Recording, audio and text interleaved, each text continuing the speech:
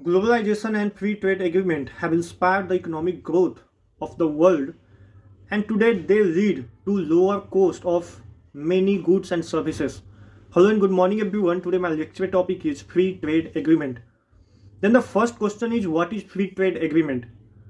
Free trade agreement is a pact between two or more nations to remove the trade barrier between both country, and under a free trade policy country can do international trade without and very little tariff quotas or subsidies.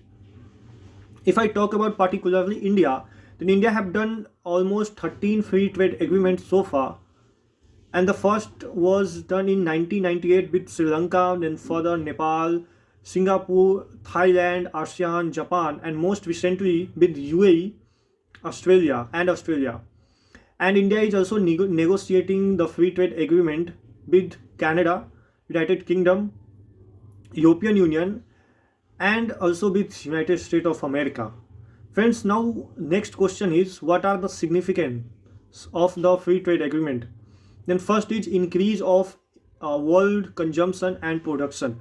As free trade agreement happen between two country or more nation, then the world consumption also increase and production also increase, because there is very low charge they take.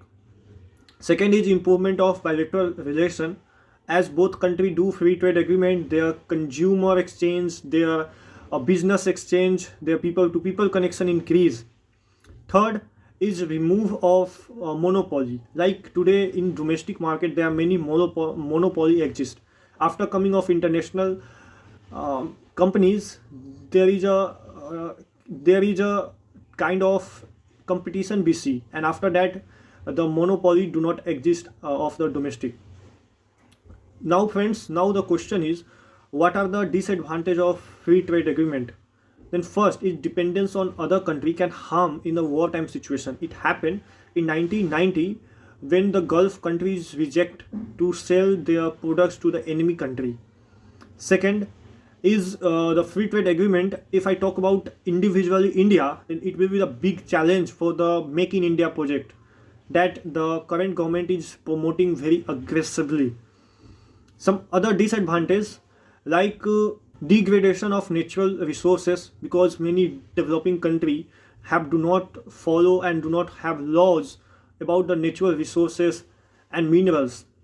And also there is a threat of losing patent, and some other kind of, like many developing country have no rules and regulation to watchdog these things. Friends, if I talk about the conclusion and the way forward, then today we can see India is a huge country with a huge market, and India has seen a great development growth in recent year by because of free trade agreement with many countries, and it has increased the trade volume of India. Then today we are negotiating free trade with European Union because they have very big potential, and India also have, and with UK.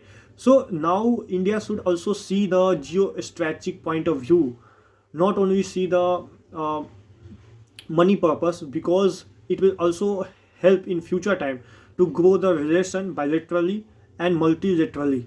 Thank you.